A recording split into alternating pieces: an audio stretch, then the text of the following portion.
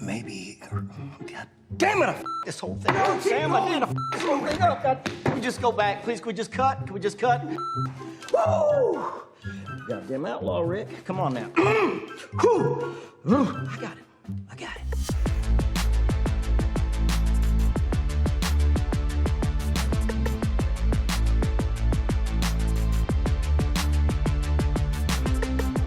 Hey everybody, welcome back. It's Tavis Leaf Glover, and today we're continuing the photo composition masterclass. This is episode 13, and we're going to be digging deep into the top 3 photos of Steven Meisel. Steven Meisel is one of the most influential fashion photographers in the industry, but he's also one of the most private. Like when I was looking for behind the scenes footage or documentary material to post with this video, there was practically nothing. Actually, all I could find is just an old clip of him accepting a photography award. And even then he says like 2 words in the video. Here are the nominees for Photographer of the Year. Steven Meisel.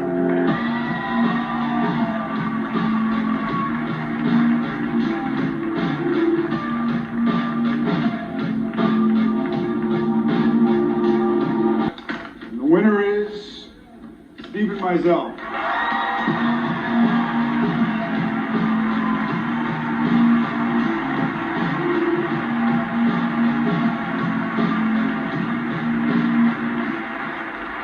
Thank you very much.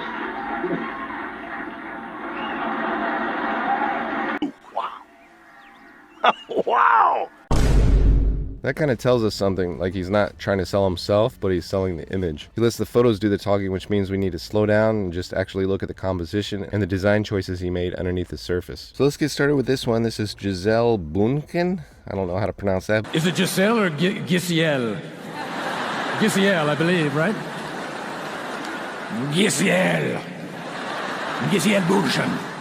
Really pretty model, nice hair, great pose, nice figure ground relationship. We can see the seamless background, nice circular contrast being formed from her hair, the dark hair, and the dark gloves with the dark boots and then circling back around. Some nice movement there created by contrast. We can see that he's capturing strong dominant diagonals within her pose, and that can tie into the dynamic symmetry later when we look at that. But we always want to check the balance. Let's check the balance real quick and draw the vertical and horizontal center lines. Turn this grid on here, and I'm just going to draw them real quick, and we can see her face is dead center in there. And if we look at the contrast, just blur your eyes and you'll see we've got contrast here and here, and it's also got contrast here, and then her hair is pretty much even on both sides of that vertical center line. We always want to use the vertical center line as the fulcrum of our image, just like a teeter-totter, and balance the visual weight from left to right. So that's what we're looking at right here. So if we look, we've got more contrast on the right side than we do the left side. So sometimes when you get that, you can flip your image and see if you can get better balance or even more movement when you do that. So let's do that real quick, and we can see that we do get more movement because this is now a Baroque diagonal, and since we read left to right, our eyes can easily run up this diagonal and then go to her face here. But what we do have is this arm is flipped, and now it's creating more movement out of this corner here. So in the original, we get kind of stuck here. Our eyes are stuck here because we have all this weight and all this contrast in this corner here. So our eyes can easily get stuck there. We also have this shape here that's drawing a lot of attention. So our eyes can get stuck there, but when we flip it, we actually get more movement. Our eyes can get stuck here if it wants, but it's going to circle around and come up here into the arm and then back to her face. So some interesting things when you flip your image. It's always a good idea if you want to check the balance, just flip it and see if you get more movement or better balance. Meisel usually works with the same models repeatedly, whether it's Linda Evangelista, Amber Valletta, or newer faces he's helped define. So the repetition isn't about favoritism, it's about control. When you know the subject, you can go deeper. And I've done this with a few models myself. Just you get comfortable with them, call them up, and you just do another shoot. You can push the concept further without worrying about the basics. And it's the same exact reason Tarantino keeps casting Samuel L. Jackson, Tim Roth, Michael Madsen, and the other ones you see frequently popping up in all of his movies. It's not just comfort though, it's shorthand. They understand his rhythm and they can shape the performance around that. So it's a symbiotic kind of understanding we have with each other, and I can't really say there's another director that I have that with. Meisel's doing the exact same thing visually. This image is pretty flawless. All I did was add just a slight vignette just to bring it a little more attention back away from these edges here where the knees are cropped. It's gaining a little bit of attention, just a little bit more contrast there. So I just created a little vignette. Also wanted to show you this, just how perfectly center her face is. When I look close and then you turn on the flipped, you can see that it's perfectly center and her face isn't as symmetrical as you might think. This is the original, but when you flip it, you can see how her jawline is more square on this side than it is this side. This side's more soft. So I thought it was pretty interesting to see that. And we're all probably like that, just a little bit asymmetrical if we look at our faces really close. So let's turn the grid back on and we're going to check the diagonals. And we see that her arm is in fact paralleling this major sinister diagonal here. We can even move the grid into place and we can see it's paralleling that. See that perfectly here. I've done another video on Steven Meisel and definitely check that out if you like these photographers. He's got some really great photos. These are just his top 3 photos. But if we look over here, we can see the grid is paralleling this section of her arm really well. We've got a nice dominant diagonal in her outfit. These are actually repeating, so it does add to the design of the composition. Like this one is paralleling here and then part of this one, but it's definitely adding to the final composition. And if we check down here, we can see that this section of her boot is paralleling here and then it curves off right there and then it curves here as well. So pretty nice job using the grid, locking things in and paralleling them. When you use the grid, it promotes design techniques like 90-degree angles. We have a nice 90-degree angle here, which creates a sense of strength. So there's a lot of perceived strength here, and we can see like her leg is positioned on her thigh right here, and then she's pressing down on her foot, so there's just a lot of strength being added right here, and it's holding up her body weight on the left side of her body. So pretty interesting. Always keep in mind 90-degree angles, and they're promoted by the grid. So we can see here, move the grid into place, you can see we've got that 90-degree angle here. Okay, so that's why we use the grid. It promotes 90-degree angles, coincidences, dominant diagonals, repeating diagonals, like a hidden rhythm. So it's a really good tool to use on location or when you're analyzing your own work. Another thing Meisel does well is create full visual narratives inside a single editorial, and we see that in these photos with Linda Evangelista. A lot of different photos, kind of a series of photos with the same model and a male model as well, kind of telling a visual story, and they have a similar styling within each shot. So it's pretty cool to see what he can come up with, and I chose the best one with a nice pose and we can learn a lot from. But he doesn't rely on text. He uses costume, lighting, and gestures to build the story shot by shot, and it's a method that feels closer to classic cinema than commercial photography. You can see echoes of this in the way Hitchcock used props. It's merely a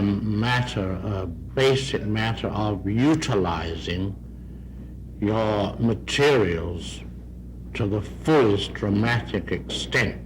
Or how Van Gogh used a limited palette to create psychological weight. Meisel's choices aren't random. The tone, the tension, the posture, it's all designed. But right off the bat, we see him framing the image. We've got a nice framing here. So he's got this fence post here along with this doorway. So he's framing that. He's got the model dead center, creating an aspect of view. So when the limbs are spread here, see that? He's got a nice figure ground relationship. If you look around the model, there's clear separation from her and the background. We lose it here on her shoulder just because that's a similar value as the background, and then same as here and then here, and then where her hair is, we can improve that just a little bit, and I'll show that in the edited version. And she's gazing off to the left, which brings more attention over here. So let's check the balance. We're just going to turn on the grid real quick and draw on the vertical and horizontal center lines. Turn this off, and we can see that she's in the center. Her body is on the right side. Most of her body is on the right side here, and then her gazing direction is going this way, which helps the balance. If we squint our eyes, we can see that the contrast is pretty well balanced, and this is all covered in the Law of Symmetry video. If you're interested in learning more about balance, definitely check out that video. But squint your eyes, you'll see that the contrast right here of the window pretty much centered. We've got a little bit of contrast here, a little bit of contrast here, and it's just balancing from left to right of that vertical center line. Pretty good job. I do see a little bit of edge flicker up here. This could have been subdued a little bit just to bring more attention back to the model. And let's flip it real quick before we look at the edit. So this is the flipped version, and we're looking for better movement or balance just based on the diagonals and the position of the model and her gazing direction. And I think it works either way. Maybe the flipped version has just slightly more movement just because of this Baroque diagonal, how it's easier to read from left to right, these diagonals here. But other than that, I think it's pretty well balanced either way. So the balance is really nice. So let's check the edited version. I'll show you what I did here to improve it just a touch. So first of all, I thought her body was underexposed and oversaturated. She just looks kind of like dark red, which is a good look for this kind kind of vintage style that he's going for. But I did try to improve this by creating a mask on a brightness and contrast layer. You can see how it looks there. And then, so I just subdued some of that lightness around her and brought more attention back to her. It's like a little vignette there, you can see. And then I did adjust the hue and saturation so she has a little bit more normal skin tone rather than deep red. Fix the edge flicker. Let me zoom out here. You can see up in the corner here, and then this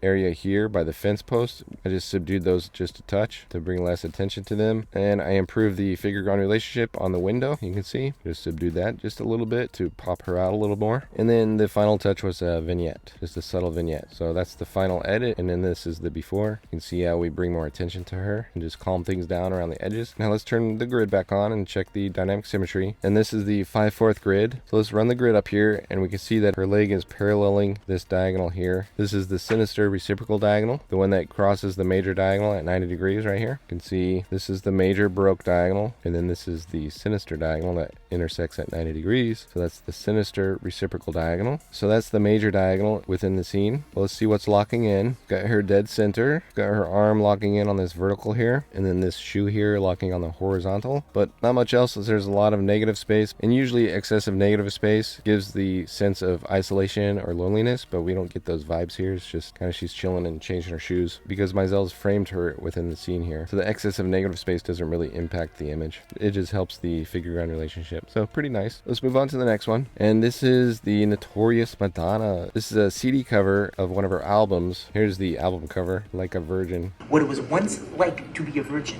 hence, like a virgin. Actually, in 1992, Meisel worked with Madonna on her book Sex, which was released alongside her erotica album. And any assumptions based on those titles are probably correct because the images were super provocative and bold, but they're also carefully staged and composed, which we'll see. And this wasn't just shock value. The lighting, the figure placement, the use of symmetry and rhythm, it's all structured. The photos feel sexually electric, if you can imagine that.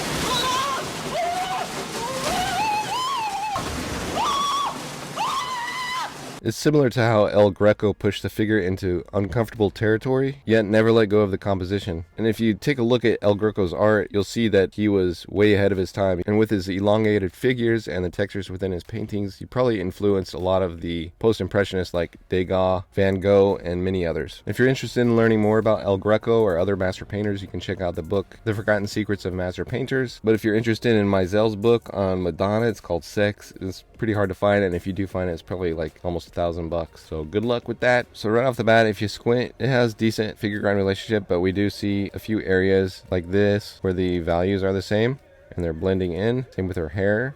You squint and you see all this is blending in here, but overall it's not bad at all. You can definitely see her face pretty well, and we can understand what's going on here. She's just leaning back on these satin pillowcases. But if we zoom in, I just noticed this. She's wearing a boy toy belt, which I don't know if she would really wear that in public, but it fits her personality. Same with these. Is that a pearl necklace? I don't know. All right, let's turn on the grid here and check the balance. I'm going to draw the vertical and horizontal center lines. Okay, and we can see that she's mostly on the right side here of that vertical center line. Got some contrast over here, but most of the interest is on this right side here. And then she's kind of gazing towards the camera, just a little bit off to this right side here. So we've got a right heavy composition. So that means if we want to check the balance and see if there's better movement, we can always flip it. So let's flip this real quick. And we do get more movement. Our eyes come up here. They can circle down her arm or down her blouse here. They might get stuck here a little bit because there's a little bit of contrast, but her face carries more contrast, so it leads our eyes back up to here. Okay, so that's better movement and better balance when we flip it. So that's something he could have considered when taking this photo, maybe position her on the left side here. But maybe, you know, some models have a side that they love to work with, and maybe her actual left side right here is her better side, you know, as some models say. So maybe that's why he did that. But let's see how I edited this. You can see right off the bat that it's overexposed. So what I did was I created that multiply layer and just added the multiply layer mode and then reduced the opacity to 60. And you can see how it just brings back those blown out highlights a little bit better. And then her blouse was still blown out, so I tried to increase the multiply on that one too. And you can see the mask there. I just did it quickly just to bring back some of those details. And I used a brightness and contrast layer just to increase the brightness just a little bit in the background so it's not so contrasty. And then I increased the vibrance, so just to bring more saturation back to these because the colors looked a little bit washed out. And then added a quick vignette to bring more attention away from those corners and back onto the model here. So let's turn on the grid real quick and we can see if anything's locking in or paralleling. And right off the bat we can see her jawline is locking into this Baroque diagonal here. Pretty nice diagonal within the scene since there's not very many other diagonals. Her eyebrows paralleling that diagonal. And usually when I analyze master paintings I will get down to the nitty gritty and go right up close to any eyebrows or any type of line or contrast change, and I'll check the diagonals because it all can be planned if you're drawing or painting. And I cover that in the Forgotten Secrets of Master Painters, but for photos I usually don't get that close and don't really nitpick all the tiny little diagonals because I think it would be pretty much impossible to refine the image that much to the grid. But if we move it up here, we can see that it's almost paralleling this diagonal, and that's just her face, just nice structure in her face. But other than that, something that could have improved the geometry within the scene is just to create a diagonal that paralleled her jawline perhaps. He could have maybe had her arm be held like this way and then have it go over here, and that would cover up the boy toy belt, which wouldn't be bad. That's kind of tacky.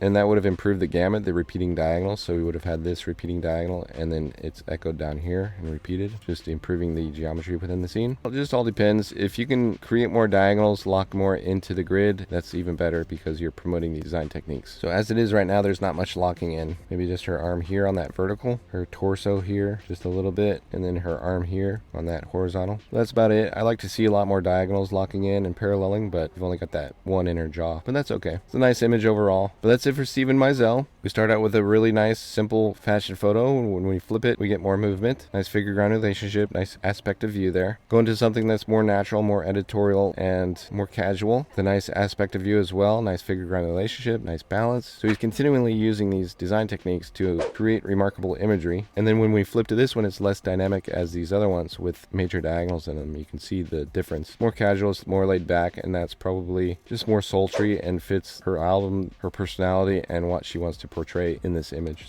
I'm wearing black underwear. So that's it for Stephen Meisel. Be sure to subscribe if you like these kind of videos because this is an epic series of over 50 photographers and it's just getting started. So be sure to subscribe if you want to see more. But stay in touch. I'll talk to you later.